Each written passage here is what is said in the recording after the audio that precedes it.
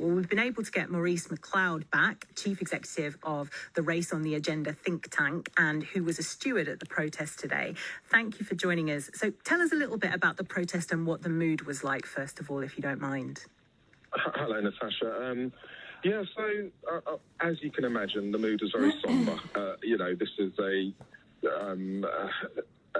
tragic death. A 24-year-old. Front and centre were his family, and in the traditional sort of West African tradition, their grief was very visible. So, you had aunties, one of the aunties collapsed, the family were tearful, and that kind of grounded the whole protest. So, there was no mood of anger or whatever. There was just a real sense of sadness, I'm afraid. We didn't really expect to have that many people with what else was going on in the centre of London. But I would say there were between 1,000 and 2,000 people, which showed the strength of feeling in the community. And aside from the very visible grief, which sounds like it would have been a really poignant thing to witness, I see from the reports that there were lots of people who were holding banners saying justice for Chris Kaba. What do you think that justice looks like in this instance? First off, it's really good that a homicide investigation's been launched. But the family they just want to know what happened. They want to know what happened, and if something untoward has happened, we sadly feel there has been, then someone needs to be held to account. There have been something like 1,800 deaths of black people, of people in police custody over the last 30 years. One person, to our mind, one cop has been charged, and that's the guy that was involved in the Daly and Atkinson thing. So it's really unlikely that a police officer is ever brought to account for one of these killings. And that's what the family want. They just want justice. They want what happened to be out in the open, and they want to know what happened to their son. They want to know why their 24-year-old isn't coming home.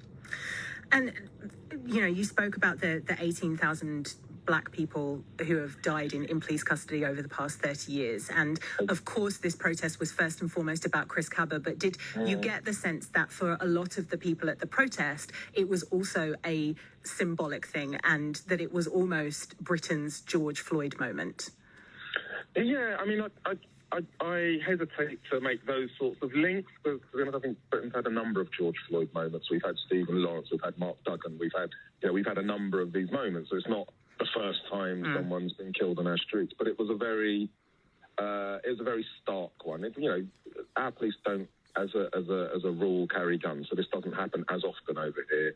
But for an unarmed person in a car to be killed like that, it's very visceral, and it's on the street in the middle of the day.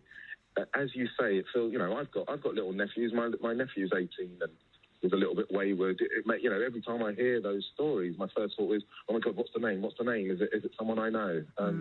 That fear runs through the black community, and I think that what we saw today was people going, enough is enough. We really are not going to sit by and have this. We're not just going to let this pass. Even on a day like today, when the country's mourning, we're not going to let this pass.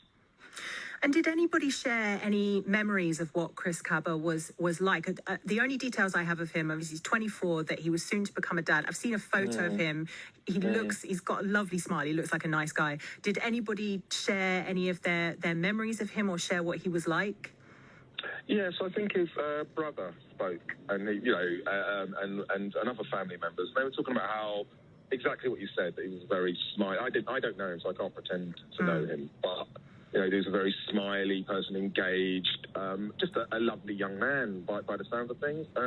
But I almost pull back from saying that.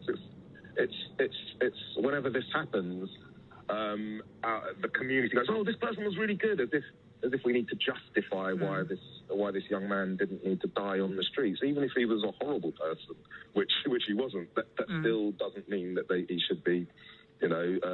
Killed killed in the way that he seems to have done. So, yes, absolutely. Like he was a lovely person, but I always think that's not the point. Yeah, no, I'm 100% with you on that. And I don't know if you heard me asking the previous caller what she would like to hear from Mark Rowley. Is there anything in particular that you would like to see him do? Yeah, I did hear that, and I think it's really timely that he's coming. That we've got a new commissioner coming in so soon after this has happened. First off, as your other caller said, we want someone to admit there's a problem. Cressida Dick wouldn't even accept that the police had this institutional problem, and that was decided. I was working on the Voice newspaper back in the day when the Stephen Lawrence inquiry was going on, and then it was accepted that the police were institutionally racist. You can't fix what you can't see. So unless this new commissioner comes in and goes, oh my gosh, yes, absolutely, there's a problem. Please, community, come in.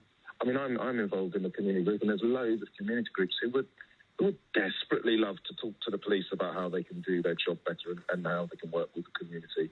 And if we can get a commissioner in who actively wants to do that, accepts there's a problem and wants to change it, that'll be a huge step forward. Maurice Mcleod, thank you so much for your time this evening. Chief Executive of the Race on the Agenda think tank and also elected councillor in South London, who was a steward at the protest today. And now it's over